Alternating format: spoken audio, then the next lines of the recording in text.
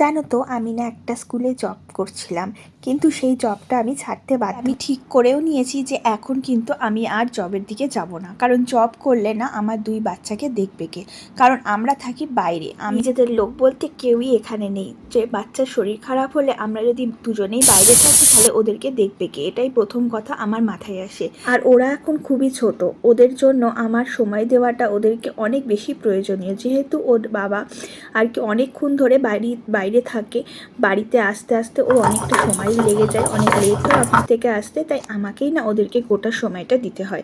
আমি যেমন আমার ছোটোবেলায় আমার পুরোটা জুড়েই আমার মাকে পেয়েছিলাম, তাই আমিও চাই যে আমার পুরোটা যেন ওদের ছোটোবেলায় পাক। তার সাথে আমি এটাও ভেবেছি ওরা বড় হোক, ওরা নিজেদের ভালোটা নিজেরা বুঝতে শিখুক, তখন কিন্তু আমি অবশ্যই চাকরির জন্য চেষ্টা করব। আমি কখনোই বসে থাকতে চাইনি বা চাইও না, কিন্তু আমার কাছে আমার প্রায়োরিটি এখন বর্তমানে অবশ্যই আমার সন্তান।